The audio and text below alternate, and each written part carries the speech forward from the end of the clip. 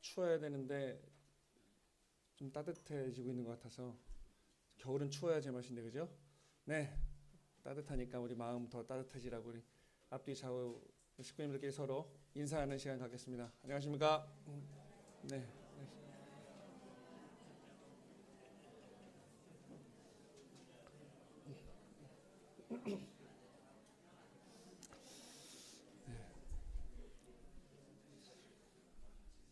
이 식구님들끼리 양옆으로 인사할 때 옛날 초반에는 되게 짧게 끝났는데 요즘 그래도 좀 길어지는 것 같아서 네.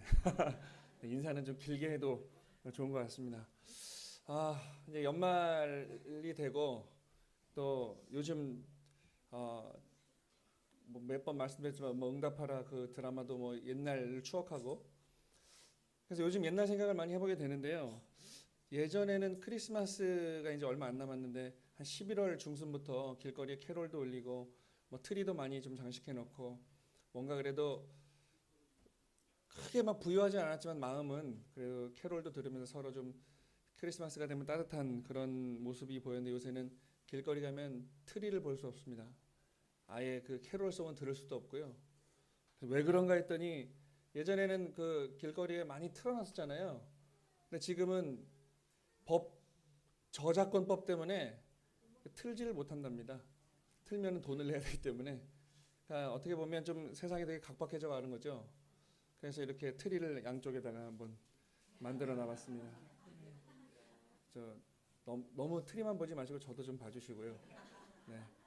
그래서 이제 뭐 크리스마스가 예전에는 뭐 전 세계인이 같이 즐기는 그런 날이다라고 했는데 요새는 각박해져가는 생활 그리고 또 종교적으로 많이 색깔이 분명하다 보니까 크리스마스 그러면은 그거 남의 나라 명절 아니냐 이렇게 말씀하시는 분도 많이 있는 것 같습니다.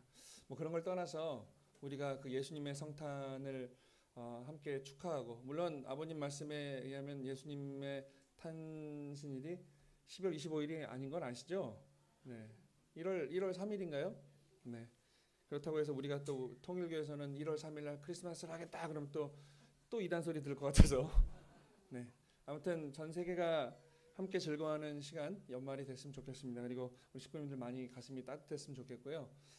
좀 더 많이 나누고 사랑하는 그런 2015년의 연말이 됐으면 좋겠습니다. 말씀 시작에 앞서 어제 우리 송파교회 청년의 송년 파티가 있었습니다. 이건 뭐 제가 하는 게 아니라 항상 우리 청년회 자체적으로 준비해서 이렇게 하는데요. 어제는 우리 청년회 식구님들이 살기 바쁘다 보니까 영화를 한 편도 본 적이 없다 그래서 영화를 먼저 보자 그래가지고요. 이렇게 여기서 영화를 봤는데 국제시장 보신 분들 많이 계시죠? 국제시장을 다시 봤습니다. 봤는데 저도 이게 전데요.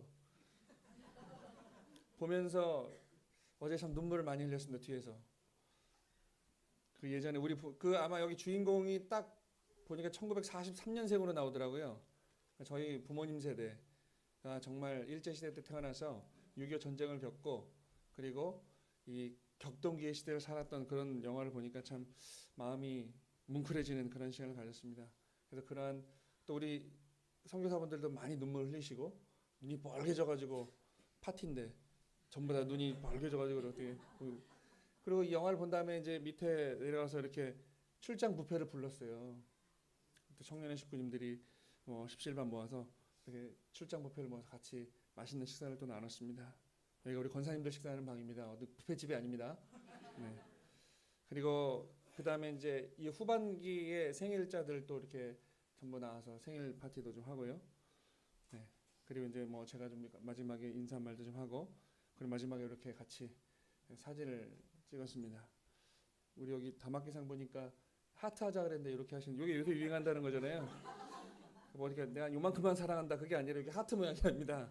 그래서 이렇게 같이 즐거운 시간을 보냈습니다. 그래서 우리가 이 연말에 청년회뿐만 아니라 또 많은 우리가 또 교회 안에 부서가 있지 않습니까? 그래서 즐거운 시간을 만들어가는 귀한 한 시간이 됐으면 좋겠습니다. 그래서 오늘은 이 원리 강의하는 둘째 주입니다. 그래서 이 송년회 이렇게 재밌게 해놓고 제목은 말세입니다. 오늘 말세의 의의에 대해서 식구들과 좀 나눠본 시간 갖겠습니다. 지난주에 아마 말세의 의의는 제가 설명을 드린 것 같은데요. 요즘 세상의 끝이라고 합니다. 뭐 많은 안 좋은 일도 일어나고 또 이슬람 그 무장 세력 IS의 뭐 테러도 자행되고 있고 여러 가지 어려운 일들이 벌어집니다. 서두에 말씀드렸던 것처럼 크리스마스인데 뭔가 좀 가족적인 분위기보다는 각박한 그런 우리의 생활이 되고 있는 것 같습니다. 변함없이 어제도 제가 응답하라 1988을 봤는데요. 그건 보면 볼수록 지금 어제까지 12회를 했는데 저는 보면 볼수록 더 막 너무 크게 웃고 막 혼자 밤에 거실에서 다운받아서 보면 혼자 눈물도 흘리고 아마 방 안에 있는 우리 아이들은 우리 아빠가 좀 이상해지지 않았나라는 생각을 할지도 모르겠어요. 막 킥킥대다가 또 막 좀 눈물도 흘리다가 왜 그런가 봤더니 자꾸 그 예전에 따뜻했던 그 이 우리의 사회상을 보여주니까 자꾸 옛날을 향수하게 되고 자꾸 옛날로 돌아가고 싶은 거예요. 그 88년도면 제가 중학교 3학년 때인데 그때 보니까 하여간 그때 벌어졌던 친구들 간의 이야기들 또 부모님들 간의 이야기들 이웃 간의 이야기들이 지금은 같은 곳이었어요. 다 우리 동네였는데 지금은 그 드라마에서 나오는 모습을 찾아볼 수 없는 그런 우리의 사회가 돼버렸다는 게 좀 안타까워서 그런지 그때를 많이 좀 추억하게 됩니다. 근데 얼마 한 20몇 년 이 차이로 됐는데 우리나라가 참 이렇게 변해버렸어요. 어떻게 보면 산업화가 되고 살기가 좋아져서 좋은 부분도 있지만 그만큼 우리의 그 따뜻한 것들을 잃어가는 그런 모습이 아닌가라는 생각을 합니다. 그래서 세상이 각박해지고 개인주의, 이기주의가 팽배하다 보니까 자꾸 나와 다른 것은 부딪히게 됩니다. 그죠? 우리는 서로 다르다고 얘기해야 되는데 틀리다고 이야기해요. 우리는 같은 세상을 살아가면서 여러분과 저는 또 타인과 나는 좀 다를 뿐인데 어떻게 표현하냐면 자꾸 우리는 서로 틀려라고 표현하는 거죠. 그 잘못된 표현인데요. 우리가 점점 좀 서로 틀려지는 그런 모습으로 변해가는 모습이 좀 안타깝죠. 그래서 세상을 말세라고 하는데 이 어는 세상의 끝이란 얘기죠. 그럼 세상의 끝이면 모든 게 다 절망적인 표현인데 이 말세의 의의를 살펴보면 타락한 세상이 사탄이 세상의 임금이 되고요. 사탄이 세상의 신이라고 하는 이러한 성경 구절에 있는 것처럼 타락한 이후에 사탄이 모든 이 지구성을 또 천주를 장악해 버렸습니다. 그래서 이 말세라고 하는 것은 세상의 끝이 아니고 이 섭리적인 원리적인 말세라고 하는 것은 사탄 주관권에 타락으로 말미암아서 사탄 주관권에 모든 걸 떨어졌습니다. 사탄이 모든 것을 가져가 버렸죠. 이러한 사탄 주관권에 있는 죄악의 세계가 뭐를 기점으로 해서 이 메시아의 강림을 전환점으로 해가지고 다시 복귀되는 하나님 주권의 선한 세계로 복귀되어져 가는 과정적 현상을 우리는 말세라고 합니다. 이게 원리적인 의의입니다. 여기서 제일 중요한 것은 타락한 이후에 이 사탄 주관권에 떨어져 있던 죄악의 세계가 제일 중요한 단어는 이겁니다. 메시아의 강림을 전환점으로 해서 메시아가 이 땅 가운데 현현함으로 그 시점으로 말미암아서 다시 모든 이 권세가 사탄의 주관권에 있었는데 메시아의 강림으로 때가 돼서 하나님의 사랑과 권능의 말씀을 가지고 오신 이 메시아의 강림을 전환점으로 해서 다시 하나님 주권 세계로 돌아가는 교차되어가는 이 과정적 현상을 우리는 말세라고 합니다. 그러니까 말세는 어떻게 보면 원리적으로 섭리적인 이 용어로 살펴보면 기쁨의 한때죠. 세상의 끝이 아니라 세상의 끝은 맞는데 지금 우리의 세상의 끝이 아니라 사탄의 세상이 끝나는 겁니다. 사탄의 세상이 끝나고 메시아의 말씀을 중심하고 원리 말씀을 중심하고 어떻게 해요? 지상 천국으로 바뀌어지는 때가 말세라는 거죠. 지금이 말세입니다. 왜냐하면 참부모님 오셔서 우리에게 말씀을 주시고 혈통 전환을 해주시고 우리를 새로운 생명을 얻게 해주셨기 때문에 우리는 지금 말세에 살고 있다는 거죠. 근데 그 말세가 그냥 그런 세상에서 말하는 말세가 아니라 어떤 때라고요? 지상 지옥이 지상 천국으로 바뀌어지는 때가 바로 말세다는 것이죠. 그리고 또 사탄 주권의 죄악의 세계가 하나님 주권의 창조 이상 세계로 바뀌어지는 때를 우리는 말세라고 합니다. 그리고 성경에 나와 있듯이 천변지 말세에는 불의 심판을 받고 해와 달이 떨어지고 이 세상이 망해가는 그런 때가 아니라 천변지가 일어나는 공포의 때가 아니라 메시아의 강림을 전환점으로 새로운 시대를 만들어가는 기쁨의 한날이 이루어진 때를 우리는 말세라고 한다는 거예요. 그러니까 우리가 말세에 대해서 우리 원리 말씀을 들은 여러분들은 많이 식구님들이 이해하시겠지만 전도 대상자나 처음 말씀을 듣는 사람한테 이 얘기를 하면 굉장히 쇼킹한 이야기로 받아들입니다. 그러니까 우리가 원리 말씀을 전하다 보면 창조 원리, 하나님의 이성성상에 대해서 그리고 창조 목적에 대해서 그리고 타락론에 대해서 할 때 가장 사람들이 많이 놀랍니다. 이 전도 대상자들이. 아마 여기 우리 식구님들도 처음에 전도되셨을 때 그 말씀을 처음 들었을 때 아마 기억해 보시면 아마 가장 많은 분들이 창조 원리를 듣고 많은 이 깨달음을 가지고 이 말씀을 접하고 우리 식구가 됐죠. 근데 말씀을 듣는 과정에 있는 사람들은 이 말세 강의를 들어도 굉장히 큰 이 센세이션을 받는다고 합니다. 그래서 이런 말세를 가지고 있었는데 우리 인류 역사 가운데 말세는 여러 번 있었습니다. 지금만 이 말세가 아니라 그래서 첫 번째로 보면 노아 때도 말세였다라는 거예요. 창세기 6장 13절의 말씀 보면 끝날이 내 앞에 이르렀으니 내가 그들을 땅과 함께 멸하리라. 이 죄악의 세계를 음란한 세계를 하늘 부모님께서 40일 동안 홍수 심판을 통해서 이 죄악의 세계를 쓸어버린다고 하셨어요. 그래서 이 죄악의 세계를 완전히 멸하려고 했던 그때 이때가 바로 이 노아 때 또 말세였다. 근데 여기서 제가 말씀드리고자 하는 하나의 내용이 있습니다. 참 부모님이 이 땅 가운데 오셔서 우리에게 많은 말씀을 주셨어요. 우리에게 원리 말씀도 주셨습니다. 그리고 이 노아 때 저도 원리 강의를 전하지만 저도 원리 말씀을 전하면서 또 제가 신학대학생으로 공부를 할 때도 가장 큰 의구점이 하나 있었습니다. 이 노아 때 메시아가 오지도 않았는데 하나님이 40일 동안 홍수 심판으로 이 세상을 쓸어버리려고 할 때 사탄은 가만히 있었겠냐 이거죠. 그런 생각 안 해보셨습니까? 우리가 지금 모든 섭리를 하려고 할 때 심지어는 참부모님이 이 땅 가운데 오셔서 섭리를 치료하실 때도 항상 사탄이 참소합니다. 뭔가 조건이 차지 않으면 대들죠. 하나님한테, 참부모님한테. 아버님 당신 자녀들이 아직 때가 안 됐는데 왜 이런 섭리를 하십니까? 근데 생각해 보니까 이 노아 때도 분명히 사탄이 있었을 텐데 왜 노아 때는 사탄이 참소하지 못했을까? 이거는 성경 말씀에도 나오지 않고 그 누구도 밝혀내지 못하는 이야기였습니다. 근데 아버님께서 주신 말씀 가운데 이 내용을 확실하게 풀어주신 말씀이 있습니다. 복귀 섭리는 맞고 뺏어오는 그러한 섭리라고 하셨습니다. 그래서 이 노아 때 40일 동안 이 죄악의 세계를 다 홍수 심판으로 쓸어버릴 조건을 그 히든 카드를 하나님은 갖고 계셨다는 거예요. 그게 뭐냐면 가인이 아벨을 죽인 사건 때문에 그렇습니다. 가인과 아벨, 아담 가정에서 이 가인과 아벨을 세워가지고 하나님은 복귀 섭리를 종결지으시라고 했는데 사탄의 편인 가인이 아벨을 죽였죠. 한번 맞았습니다. 쉽게 말하면 벌써 하나님은 크게 섭리를 뒤로 연장시킬 수밖에 없는 큰 한 방을 맞았죠. 그래서 하나님은 그 히든 카드를 숨기고 있다가 이 노아 때 40일 홍수 심판으로 내가 이 세상을 멸하리라 할 때 사탄이 아무 말도 못하는 조건의 히든 카드를 갖고 계셨다는 이 말씀을 들었을 때 참 크게 쇼킹하지 않을 수 없었어요. 이거는 이 땅 가운데 메시아로 오신 참 부모님만이 우리에게 주실 수 있는 비밀의 말씀이라는 겁니다. 그래서 노아 때도 말세였습니다. 그리고 두 번째로 예수님 때도 말세였죠. 다 아시겠지만 예수님이 이 땅 가운데 메시아로 오셨습니다.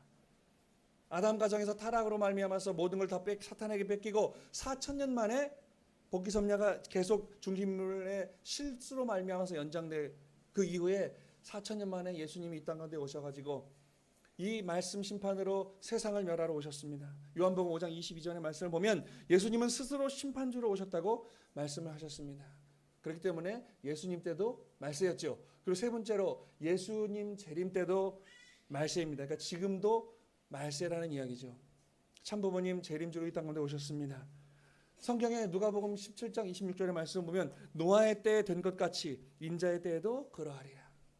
노아의 때에도 말세였던 것 같이 그리고 예수님 때도 말세였던 것 같이 인자의 때 다시 오시는 참부모님 재림주 때도 말세다. 말씀으로 심판하는 그때가 올 것이다 라는 말씀을 우리는 생각하게 됩니다. 그래서 말세는 이렇게 인류 역사 가운데 3번 있습니다. 지금이 말세입니다. 서두에 말씀드린 것은 말세는 세상을 어떻게 보면 이 복귀 섭리 과정 가운데 노아 때는 40일 홍수 심판으로 사탄의 세계를 쓸어버리고 또 예수님도 스스로 심판주로 오셔서 말씀으로 이적과 기사로 우리에게 깨달음을 주시고 내가 길이요 진리요 생명이니 나로 말미암지 않은 자는 하나님께로 갈 수 없다라는 말씀을 주시면서 이 죄악의 세계를 멸하고자 하셨습니다. 그리고 이 땅 가운데 다시 2000년 만에 재림주 메시아 구세주 참부모로 오신 우리 참부모님께서 진리의 말씀, 이 원리의 말씀을 가지고 또 메시아가 갖고 계신 최고의 권능, 혈통을 전환하는 축복식을 가지고 우리에게 새로운 생명을 주시고 이 죄악의 세계에 물들었던 우리의 죄악의 이 세계를 하나님 편으로, 하나님 품으로 다시 돌려드리고자 하는 그런 역사를 치리하고 계시다라는 겁니다. 근데 여기까지 이 말씀을 드리면 또 많은 식구들이 질문을 합니다. 저는 이제 카프에서 학생들에게 이 강의를 하다 보니까 학생들은 질문이 많아요. 그죠? 그러니까 아주 당당하게 손들고 강의하고 있는 중에 버쩍버쩍 손들고 질문을 해요. 우리 성학생 중엔 조홍인 군이 제일 이 질문을 잘합니다. 제가 당혹스러울 정도로 강의하다 보면 가지고 맨 앞에 앉아가지고 손을 버쩍버쩍 들고 목사님 그거는 왜 그런 거죠? 막 질문을 해요. 가끔 제가 당황할 때가 있어요. 아무튼 그렇게 대학생들은 질문을 해요. 그러면서 저한테 이 질문을 합니다. 많은 질문을 해요. 하지만 이 말세 때 참 부모님께서 어떻게 우리를 심판하십니까? 노아 때는 홍수 심판으로 하고 예수님 때는 이적과 기사로 심판하셨는데 그러면 우리 참 부모님은 무엇으로 우리를 이 죄악의 세계를 심판하십니까? 여러분 아시겠지만 총서의 말씀에 나오는 것처럼 하늘 부모님께서는 우리 인간의 심령과 지능의 발달에 따라서 섭리의 방법을 달리해 오셨습니다. 그러니까 지금은 40일 동안 막 홍수 심판으로 쓸어버리는 그런 시대가 아니고요. 그리고 이적과 기사를 보여주면서 봐라 나를 믿어라 내가 이러한 사람이다라고 섭리하는 때가 아니라고 했습니다. 제가 지난번에 말씀을 드린 적이 있는데요. 사길자 회장님이 많은 사람들이 아버님도 메시아로 오셨는데 아버님도 예수님처럼 그런 이적과 기사 할 수 있을까 궁금하셨다는 거예요. 우리 선배님들이. 그래서 막 했고 사길자 회장님이 아버님한테 질문했다 그랬죠. 아버님도 할 수 있어요? 굉장히 귓방맹이라는 데 맞으셨대요. 야 나도 메시아인데 그거 못하겠냐? 하지만 지금은 그런 때가 아니다라는 말씀을 주셨어요. 지금은 이적과 기사로 선밀할 때가 아니다. 말씀으로 사랑으로 그 사랑의 전파를 통해서 우리가 선밀을 이끌어갈 때지 지금 이적과 기사로 안진뱅이를 일어나게 하고 실로암에 가서 눈을 씻으면 소경이 눈을 뜨고 이런 때가 아니다라는 얘기죠. 그 무지한 때 2000년 전에 배움 없이 무지한 때는 예수님이 그런 이적과 기사를 보여줄 때는 혹하는 사람도 많이 있었지만 지금은 그렇게 보여줘도 저 사람 마술사 아니냐 2000년 전에 예수님도 바알세불이 접한 자라고 핍박을 받았죠. 지금도 마찬가지라는 거예요. 그래서 지금 서두에 말씀드렸듯이 우리가 심정을 잃어가고 각박한 세상 가운데 우리에게 가장 필요한 것은 바로 사랑이라는 거죠. 잃어버린 사랑, 본연의 사랑을 우리가 그 잃어버린 사랑을 갖고 있는 사람들에게 사랑을 이야기하면 그 사람들이 그 사랑을 듣고 깨닫고 그 사랑에 취해서 참부모님 모시고 우리가 지구성 이 지구촌 한 가족이 되는 것이지 그러한 이적과 기사로 되는 말세가 아니다라는 말씀을 아버님께서 주신 적이 있습니다. 그래서 우리는 이 말세가 우리 식구님들도 그냥 살아다 보니까 말세야 많은 뉴스를 보면 그렇게 얘기하지만 우리는 이제 이 말세라고 하는 기쁨의 한때라는 것을 좀 더 깨달아야겠습니다. 이 말세가 그냥 그렇게 우리가 슬퍼해야 되는 때가 아니라 정말 우리가 같이 있음이 기쁘고 함께함이 기쁜 그런 한때가 됐으면 좋겠습니다. 그래서 여기까지만 강의를 하면 기독교인들이 아마 수많은 화살을 쏠 겁니다. 우리한테. 그래서 이 말세 징조에 관한 성구를 한번 살펴보도록 하겠습니다. 성경에는요. 말세에 대해서 여러 이 말씀이 나옵니다. 하늘에서 해와 달과 별이 떨어지고 무덤에서 시체가 일어나고 예수님 인자의 때가 되면 그런데 그 많은 이 성경에 나오는 그 문자대로 이 말세가 과연 불심판으로 말세 심판으로 다 죽음을 믿는 자만 하늘로 올라가는 그런 때인가 아니면 이 또한 어떠한 비유와 상징이 있는가 한번 살펴보겠습니다. 베드로서 3장 12절 이하 또 창세기 6장 13절의 말씀 보면 하늘과 땅을 멸한다고 했습니다. 하나님이 새로운 때 하늘과 땅을 멸하고 그리고 새하늘과 새 땅을 이루신다고 했습니다. 그래서 여기서 보면 창세기 6장 13절에 끝날이 내 앞에 이르렀으니 내가 그들을 땅과 함께 멸하리라고 분명히 창세기 6장 10절 말씀하셨는데 지금 우리는 그 멸하지 않은 땅에서 지금도 살고 있습니다. 사실상 땅은 멸하지 않으셨죠. 그리고 전도서 1장 4절에 보면 한 세대는 가고 한 세대는 오되 땅은 영원히 있도다라는 말씀이 있어요. 분명히 하늘과 땅을 멸하신다고 했는데 땅은 또 영원히 있도다. 양면으로 많은 예언을 하셨다는 거죠. 근데 우리는 지금 멸하지 않은 땅에서 지금까지 우리는 살아가고 있습니다. 그리고 시편 78편 이하에 보면 그 성소를 산 높음 같이 영원히 두신 땅과 같이라는 말씀이 있어요. 그러니까 땅은 영원히 있는 거예요. 우리는 그리고 지금 영원히 있는 땅에 오늘 살고 있습니다. 그래서 이 내용을 볼 때 말세였던 노아 때, 예수님 때도 땅을 멸하지 않았습니다. 멸하리라 하셨는데 멸하지 않았어요. 그리고 이 내용을 살펴보면 하늘과 땅을 멸하고라고 하는 것은 그 시대에 타락한 이 사탄 주권 세계를 멸하고 새하늘 새 땅을 이루신다라고 하는 것은 하나님 주권의 세계를 이루신다라는 뜻을 의미하는 것입니다. 그래서 우리가 계시록 21장 1절의 말씀 보면 새하늘과 새 땅을 보니 처음 하늘과 처음 땅이 없다. 새하늘과 새 땅을 이뤘을 때 참부모님 오셔서 우리가 하나님 주권으로 됐을 때는 그 처음 하늘, 아담 때 타락한 그 처음 하늘과 땅이 멸해지고 어떻게 해요? 새하늘 새 땅, 하나님 주권 세계가 다시 이 땅 가운데 세워진다라는 것을 의미한다는 것이죠. 그래서 베드로서 3장 13절의 말씀 보면 그의 약속대로 새하늘과 새 땅을 바라보도다라는 말씀을 우리는 보게 됩니다. 그래서 우리가 이 하늘과 땅을 멸하신다라고 하는 것은 이 땅을 다 쪼개버리고 이 지구성을 불태우는 게 아니라 이 지구성에 만연해 있는 죄악의 세계, 사탄의 주권 세계를 멸하고 어떻게 해요? 메시아의 강림 말씀을 통해서 새로운 세계, 복귀된 세계를 하나님의 나라를 만들어가는 것을 우리는 알 수 있다라는 겁니다. 그리고 하늘과 땅을 불로서 심판한다 그래요. 베드로서 3장 12절에 보면 인자가 왔을 때는 하늘과 땅을 불로서 심판하신다 그래요. 그날에 하늘이 불에 타서 풀어지고 체질이 뜨거운 불에 녹아지려니와 또 누가복음 12장 49절의 말씀을 보면 내가 불을 땅에 던지러 왔노니 이 불이 이미 붙었으면 내가 무엇을 원하리요라는 말씀이 있습니다. 그리고 말라기서 4장 1절에 보면 예수님이 심판주로 오셔가지고 불로써 심판하신다는 성경 구절이 이렇게 많이 있습니다. 근데 우리가 성경 역사를 보고 이스라엘 역사를 보고 기독교 역사를 봐도 예수님이 불로서 심판하러 오셨다고 했는데 예수님 입에서 무슨 용가리처럼 불이 나갔다는 성경 구절 보셨습니까? 아니면 많은 역사 기록 우리가 뭐 성경 그 영화도 많이 있습니다. 볼 때 예수님이 야 이놈들아 그래가지고 불로서 심판한 적은 단 한 번도 없었어요. 분명히 성경에는 불로서 심판한다고 나와 있는데 그 이후의 기록에는 예수님이 불로서 심판하신 적이 단 한 번도 없습니다. 그럼 이게 무엇이냐? 야고보서 3장 6절 제가 성경 구절 가운데 가장 좋아하는 구절입니다. 왜 좋아하냐면요. 제가 이 야고보서 3장 6절 가지고 기독교 목사도 깨부신 적이 있고요. 제가 대학교 1학년 때 이야기입니다.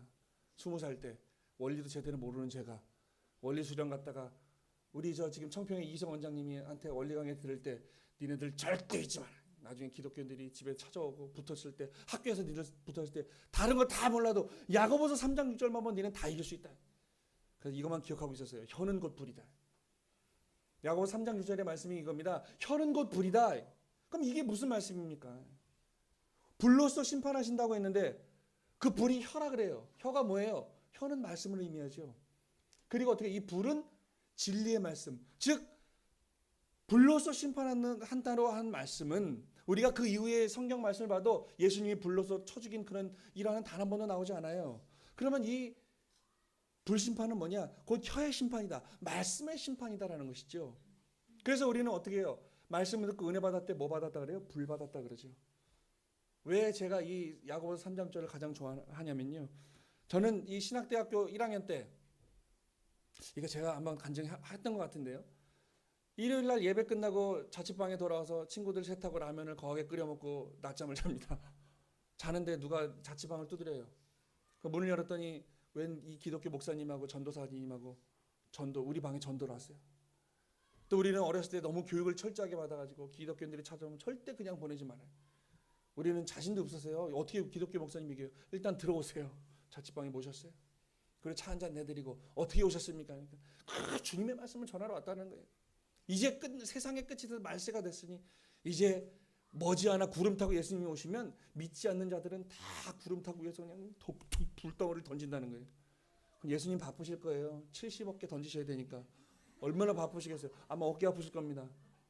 그러니까 불러서 심판하신다는 거예요. 근데 그때 이 구절이 생각납니다. 제가 우리 친구들 셋이서 막 싸우다가 뭐 그 목사님은 뭐 성경에 자기가 이제 형광펜으로 줄 쳐놓은 거 막 보여주면서 이렇게 뭐 말세 이렇게 되고 막 설명을 해요. 우리 잘 모르죠. 신학대학 1학년이 우리가 무슨 성경을 잘 압니까? 듣다가 우리가 또 이 들은 이야기에서 그 목사님한테 얘기합니다. 목사님, 야고보서 3장 6절 한번 펴보시죠. 자신도 웃으면서 그러니까 이때 들은 얘기만 믿고 딱. 근데 그 목사님이 딱 폈는데 하얘요. 줄도 안 쳐져 있어요. 한번 읽어보십시오. 혀는 곧 불이요. 이렇게 나와 있네요. 그죠? 혀는 곧 불이죠. 그럼 불심판으로 쳐 죽인다고 하셨는데 분명히 목사님이 신주단지 모시듯이 믿는 성경에는 그 불은 혀라고 나왔는데 혀가 뭡니까? 혓바닥을 뽑아서 막 채찍질 때립니까? 아니지요. 혀는 말씀입니다. 예수님도 복음의 말씀을 갖고 와서 우리에게 말씀을 주셨듯이 인자의 때 다시 오신다고 했던 그 예수님도 그 말씀으로 갖고 와서 우리를 심판하는 것이지 불로 쳐 죽이는 그런 때가 아니지 않겠습니까? 이 목사님이 발발발 떨기 시작합니다. 더 이상 할 말이 없는 거예요. 우리가 해보니까. 그리고 제가 또 한마디 해요. 목사님, 왜 목사님은 목사님이 하고 싶은 말에만 형광펜으로 쳐놓고 우리에게 강조하십니까? 혹시 그거 아십니까? 예수님이 십자가에 달리시면 내가 다시 오마. 예수님이 다시 오신다는 구절이 성경 그 많은 2000 몇백 페이지가 되는 성경에 318번이 나옵니다. 예수님이 이 땅 가운데 다시 오신다는 말씀이 318번이 나와요. 근데 왜 불로서 쳐 죽인다는 것만 줄을 쳐놓고, 그죠? 그리고 계시록에도, 요한계시록도 분명히 이 땅 가운데 재림 주님이 오시는데 구름 타고 오신다는 말씀도 있지만 여인의 몸을 통해서 나온다는 말씀도 분명히 나옵니다. 근데 구름 타고 오신다는 것만 줄을 쳐놨어요. 아니, 목사님 너무 편협하시지 않습니까? 성경을 곧이곧대로 믿으라고 하셨잖아요. 근데 왜 목사님이 필요한 것만 곧이곧대로 믿고 다른 예수님의 말씀은 안 믿으십니까? 그래서 이 목사님이 당신들 누구냐고 궁금할 거 아니에요. 20살짜리 너무 당돌하니까, 별로 그렇게 많이 알고 있는 것 같지는 않은데 너무 당돌하니까 우리 여기 있는 통일교회 신학대학교 다니는 1학년 학생들입니다. 굉장히 자괴감에 빠진 얼굴을 30년 넘게 목회한 사람이 그 통일교회 신학대학교 1학년들한테 진 거 아닙니까? 굉장히 슬퍼하시더라고요. 그럼 저희가 그때 통일교회 우리 신학대학생들인데, 목사님 아시기에는 우리가 이단이라고 하지만 왜 통일교회가 이단입니까? 제가 보기엔 목사님이 이단입니다. 성경 말씀 그대로 믿으라고 해놓고 왜 목사님이 좋은 것만 줄쳐놓고 그 반대의 말씀도 분명인데 그걸 믿지 않습니까? 그러면서 저희가 셋이서 작당하고, 그때 하필이면 그때 아버님이 뭐 하셨냐면요, 원리강론 배포 운동했습니다. 그때 그 원리강론 한문으로 막 써놓은 거 있잖아요. 막 집에 막 몇십 권씩, 교회 가면 몇백 권씩 있던 거. 그게 우리 자취방에도 신학생들한테 한 30권씩 나눠줘라 해가지고 저희 자취방에 엄청 꽂혀 있었어요. 그거를 하나 빼서 목사님한테 드렸어요. 목사님 이거 보시고 꼭 읽어보시고 버리지 마시고 한 달 뒤에 다시 한번 찾아오십시오. 그랬더니 이 패배의 쓴 잔을 마시고 등 뒤로 자취방을 나갔어요. 그래서 저는 우리를 잊고 있었죠. 그래서 정말 거짓말처럼 한 달 뒤에 학교를 갔다 오후 늦게 들어왔는데 자취방 앞에 그때 제가 드렸던 원리강론하고 편지 한 통이 딱 놓여져 있더라고요. 잠궈놔가지고 못 들어오신 것 같아요. 그 편지를 읽어보니 그 편지에 뭐라고 나와있냐면, 그때 우리 학생들하고 대화를 나눠봐서 제가 원리강론을 다 읽어봤다는 거예요. 그러면서 정말 기독교 목사입니다. 거짓말처럼 이 말씀이 맞다고 한다면 문선명 씨가 메시아 맞는 것 같습니다. 그런 편지를 썼어요. 그리고 내가 30년 넘게 기독교에서 목회를 해서 내가 통일교인이 될 수는 없으나 그 마음을 간직하고 살겠습니다라고 편지를 놓고 가셨더라고요. 이 야고보서 3장 6절의 승리였습니다. 혀는 곧 불이다. 그렇잖아요. 말씀 심판이라는 얘기죠. 그래서 예레미야 23절 29절에 보면 여호와가 말하노라 내 말이 불같지 아니하느냐, 이런 거는 절대 줄을 안 쳐놔요. 기독교인들은요.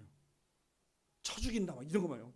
유황불로 쳐 죽이고 막 별이 떨어지고 해가 떨어지고 여기만 해놓지, 이런 구절에는 아주 깨끗합니다.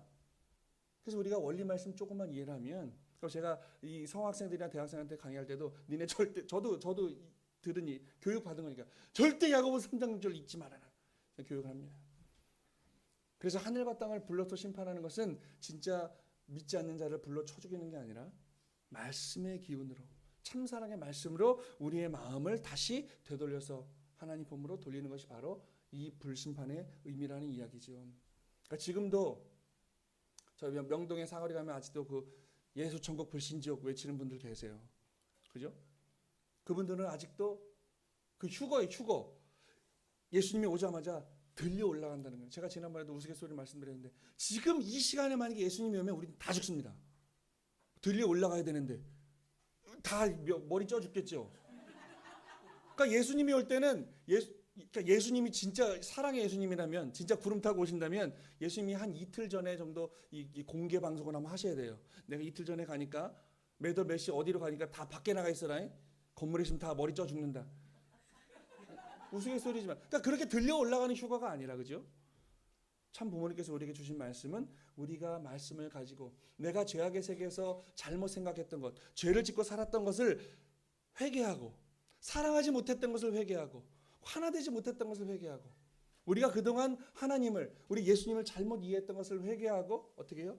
사랑으로 말씀으로 하나되는 그러한 우리가 진짜 복귀된 삶을 사는 진짜 축복 가정들이죠.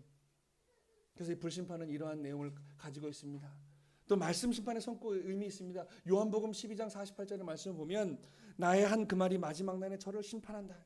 그런 말씀이 있어요. 그리고 데살로니가후서 불법 2장 8절에 보면 불법한 자가 나타나리니 주 예수께서 그 입의 기운으로 그를 죽이리라. 그 입의 기운으로 그를 죽이리라라는 말씀이 있습니다. 그리고 이사야서 11장 4절에 보면 그 입의 막대기로 세상을 치며 입술의 기운으로 악인을 죽이리라.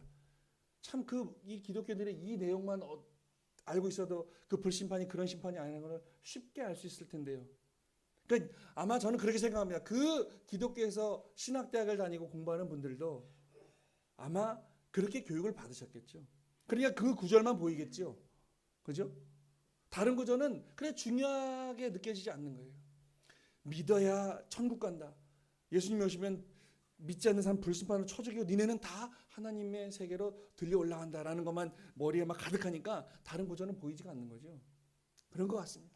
그리고 요한복음 5장 24절의 말씀 보면 내 말을 듣고 하나님을 믿는 자는 심판에 이르지 않고 사망에서 생명으로 옮겼느니라 라는 말씀이 있는 것처럼 우리가 성경의 말씀은 그냥 문자 그대로를 믿는 것이 아니라 그 성경의 말씀을 새롭게 해석해주고 비밀을 우리에게 알려주시는 참부모님이 이 땅 가운데 오셔서 우리에게 주신 말씀을 가지고 우리가 그것을 해석해낼 수 있다라는 것이죠. 그래서 말씀으로 심판하신 이유는 요한복음 1장 4절의 말씀 보면 하늘 부모님은 우리를 말씀으로 인간을 창조하셨다 그랬습니다. 그리고 말씀의 실체이고 인격 완성, 즉 타락으로 말씀의 실체가 되지 못했다는 겁니다. 그래서 어떻게 해요? 말씀으로 창조하시고 사랑으로 창조하셨기 때문에 또 말씀을 잃어버리고 타락했기 때문에 어떻게 해요?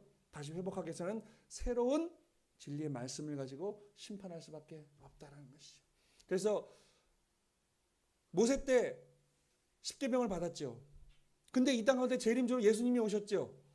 그리고 예수님이 새로운 말씀을 주십니다. 복음의 말씀을 주시죠. 내가 길이요 진리요 생명이다. 내가 하나님의 아들로 너희들을 구원하러 이 땅에 왔다. 하나님을 예수님이 왜 핍박받았어요? 처음으로 하나님을 아버지라고 불렀어요. 주님, 여호와, 우리는 종이고 그랬는데 예수라는 사람이 이 땅 가운데 와가지고 하나님을 나의 아버지라고 불렀어요. 핍박받기 시작합니다.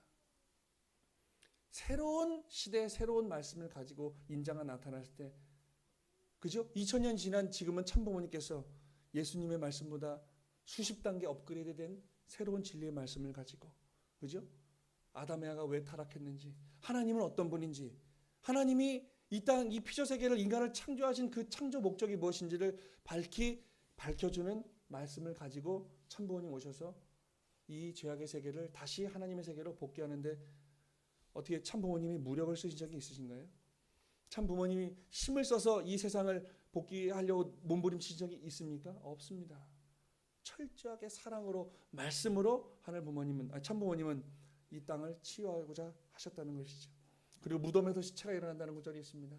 마태복음 27장 52절 이하를 보면 무덤들이 열리며 자던 성도의 몸이 많이 일어나되 예수의 부활 후에 저희가 무덤에서 나와서 거룩한 성에 들어가 많은 사람에게 보이니라. 무덤에서 시체가 일어난다는 거예요. 이 내용은 만약에 이 성서의 내용이 사실이라고 한다면 그 죽어서 영계 가서 예수님을 본 사람들, 이 예수님이 진짜 재림주라고, 이 메시아라고 아는 사람, 아는 그러한 영인들이 일어났다고 한다면 이 예수님을 유대인들한테 그 시체들이 일어나서 증거를 했겠지요. 진짜 그 시체들이 막 일어나서 이분이 메시아다라고 외치고 다녔으면 좀비들처럼 이분이 메시아다 그러고 다녔다고 한다면 벌써 유대인들이 예수님을 메시아로 모셨겠지요. 근데 그러지 않았다는 겁니다. 그리고 그렇게 일어났다고 하는 그 영인들의 행적이 성서의 기록에는 단 한 구절도 없다라는 것이죠.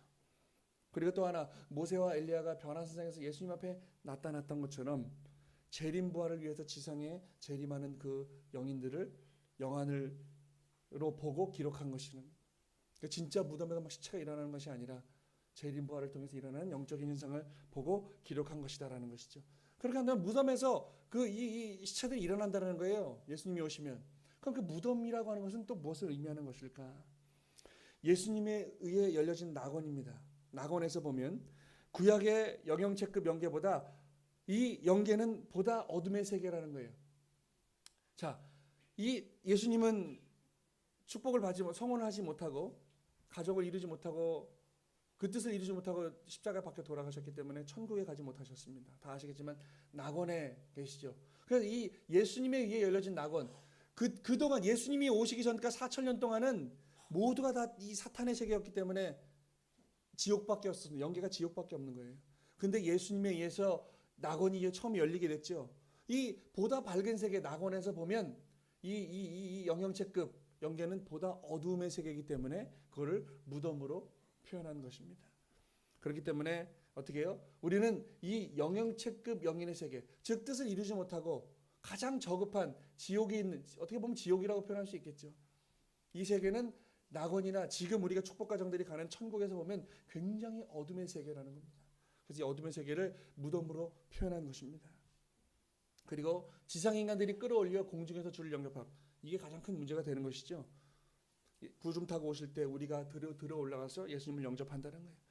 데살로니가전서 4장 17절의 말씀을 보면 우리 살아남은 자도 저희와 함께 구름 속으로 끌어올려 공중에서 주를 영접하게 하시리니, 이 구절이 상당히 지금까지 많은 논란을 일으키고 있는 구절입니다. 어떻게 보면 이 구절 때문에 우리 통일교회가 이단이고 사이비가 됐는지도 모르겠습니다. 그래서 여기 보면은 이 땅이라고 하는 것은 이 낮고 천한 곳입니다. 타락한 곳, 그리고 악한 곳. 그 비해 하늘이라고 하는 것은 높고 거룩하고 선이라고 그러죠. 그러니까 우리는 하나님을 항상 하늘에 계신 하나님이라고 그러죠. 하늘에 계신. 땅은 죄악에, 그리고 하늘은 보다 선한 것을 내포하고 있기 때문에 어떻게 해요? 마태복음 6장 9절 이하의 말씀을 보면 하늘에 계신 우리 아버지라 그러죠. 그 요한복음 3장 13절의 말씀 보면 하늘에서 내려온 자, 곧 인자 외에 아무도 없다. 하늘에서 내려온 자라 그래요. 그러니까 하늘은 거룩한 곳을 의미하고 땅은 천한 곳을 의미하는 것이죠. 그렇기 때문에 공중에서 주를 영접한다는 말씀은 예수님이 재림하시고 이 지상 천국을 복귀하여 보다 선하고 높고 거룩한 선주권 세계에서 주님을 영접하게 된다라는 것을 의미하는 거예요. 우리가 진짜 하늘로 올려가서 맞이하는 것이 아니라 예수님이 오시면 새로운 말씀 세계 가지고 보다 선해지겠죠. 그 선한 세계에서 예수님 말씀을 믿고 따르고 하는 자들이 예수님과 함께, 우리가 초창기 때 선배님들이 참부모님 만나서 선배님 모시고 열심히 섭리를 이끌어왔던 것처럼 그러한 시대가 된다라는 것을 의미한다는 겁니다. 그리고 해와 달이 빛을 잃고 별들이 하늘에서 떨어진다는 거예요. 마태복음 24장 29절의 말씀 보면 그날 환난 후에 즉시 해가 어두워지며 달이 빛을 내지 아니하며 별들이 하늘에서 떨어지며, 이런 구절이 있습니다. 이 이야기에 좋은 하나의 이 성경 이야기가 있죠. 창세기 37장 이 9절 이하의 이 말씀을 보면 요셉이 꿈을 꿉니다. 요셉이 꿈을 꾸니까 하늘에서 해와 달과 별이 떨어지더라는 거예요. 그래서 아버지한테 가서 이야기하죠. 꿈을 꾼즉 해와 달과 별이 11별이 내게 절하더이다라고 이야기를 해요. 그러니까 그 아버지가 그러죠. 그러면 이놈아, 나와 네 엄마와 네 열한 형제들이 너한테 절을 한다는 말이냐? 하면서 혼내는 그런 구절이 있습니다. 그래서 이 해와 달과 11개의 별은, 해와 달은 부모를 의미하고 11개의 별은 요셉의 11명의 형제를 의미한다라는 것이죠. 그래서 이 부모는 이 아버지는 예수님, 그리고 어머님은 성신, 그리고 어떻게 해요? 이 형제들은 성도들을 입연다.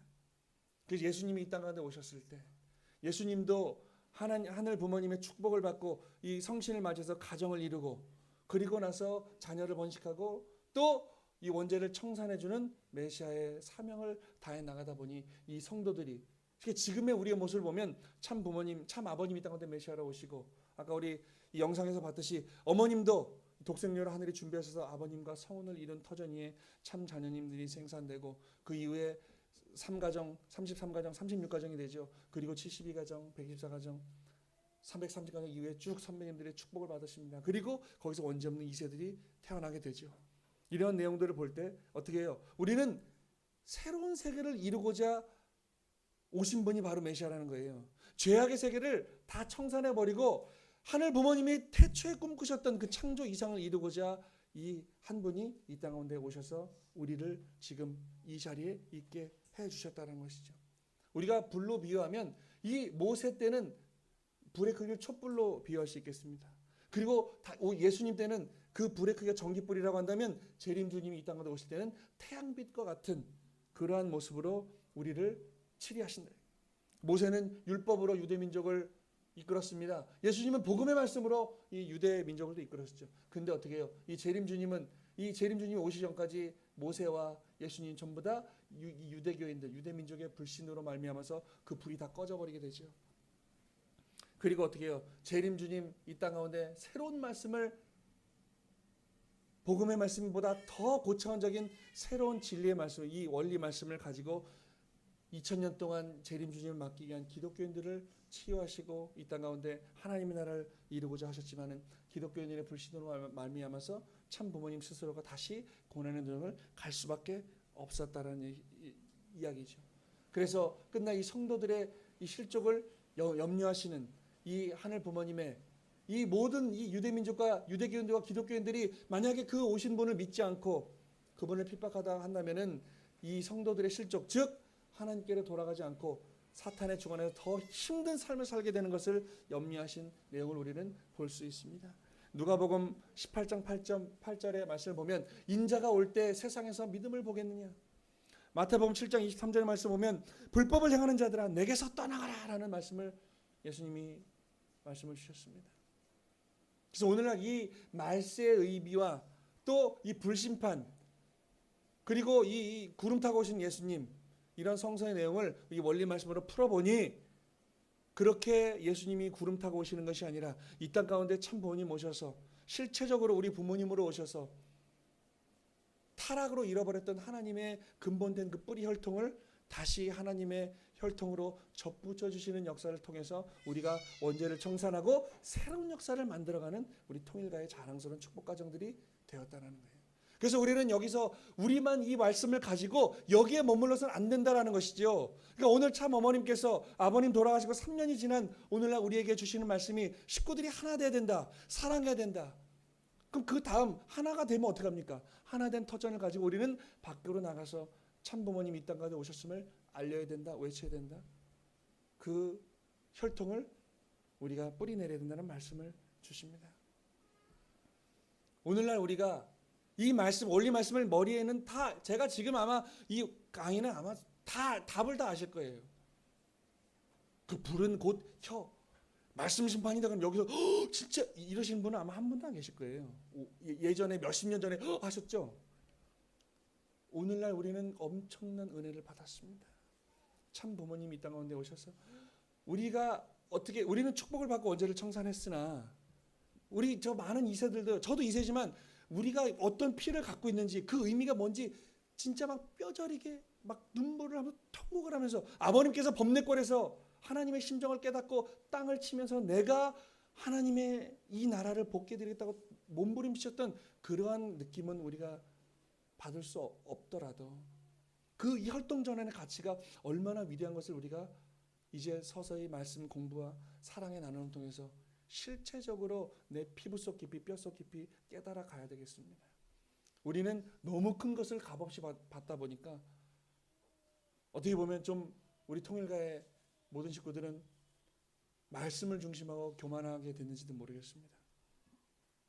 아버님께서는 평생을 당신 스스로 모든 것을 다 만난을 이겨나오면서 이 말씀을 찾아오셨는데, 그리고 우리를 아무 값없이 그 복귀된 터전이 우리를 세워주셨는데, 정말 우리가 철든 자녀들이라고 한다면 값없이 받아서 우리가 그 자리에 섰으나 다시금 아버님의 그 뒤를 밟아서 우리가 힘들고 어려울지라도 보다 낮은 자리에서 사랑을 베풀고 겸손한 마음으로 나눔을 통해서 우리가 세상의 존경을 받는, 그래서 우리가 나가서 막 전도 활동을 하는 것이 아니라 우리의 삶의 모습을 보고 그들이 우리를 찾아올 수 있는 섭리적 터전을 만들어야 되는 게 아닌가. 그게 오늘 영계에 계신 아버님께서, 그리고 이 세상을 치료하고 계신 어머니께서 우리에게 바라는 그러한 내용이 아닌가라는 생각을 해보게 됩니다.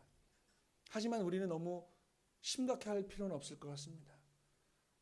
주신 말씀의 해결점은 우리가 심각하게 죄인이 되는 것이 아니라 기쁨의 한때를 맞이하고 서로가 우리는 온죄를 청산한 기쁨의 하나님의 자녀들임을 서로 인식하고 서로 나눔을 통해서 우리가 좀 더 기쁜 예배를 드렸으면 좋겠습니다.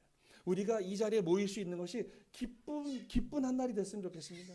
예배로 오는 것이 일요일 날 아침에 피곤해 죽겠는데 어쩔 수 없는 신앙심으로 오는 것이 아니라 내가 이 교회에 가서 식구들을 만남을, 오늘 말씀을 들을 수 있음을, 오늘 하나님께 경배할 수 있음을 기쁘게 받아들일 수 있는 그런 우리 식구의 심정적 기준이 돼야 우리는 더 큰 복귀된 세계를 이룰 수 있지 않나 생각해 보게 됩니다. 사랑하는 종파교 식구 여러분, 세상은 각박해지고 져가고 있습니다. 하지만 우리 마음 가운데 그 각박한 말세의 세계를 참 부모님이 이 땅한테 오셔서 우리를 치유하시는 새로운 우리 가치관의 말세를 가지고 살아가는 우리가 됐으면 좋겠습니다. 좀 더 우리의 자신을 좀 자랑스러웠으면 좋겠습니다. 내가 오늘 통일교인임을 자랑할 수 있고 참 부모님의 아들임을 자랑할 수 있는 그런 우리가 됐으면 좋겠습니다. 이제 얼마 되지 않은 2015년도 저물어가죠. 맨날 똑같지만 2016년 또 새로운 한 해를 맞이합니다. 우리는 새 태양을 보면서 우리는 또 기도하고 한 해를 소망하죠. 2015년 많이 힘들으셨을 겁니다. 힘드셨다고 너무 절망할 게 아니라 우리는 또 하나의 내일이 있고 또 새로운 해가 있으니 우리는 새로운 해에 부모님 모시고 말씀을 이뤄가고 사랑을 이뤄가는 자랑스러운 통일교인이 됐으면 좋겠습니다. 기도하겠습니다.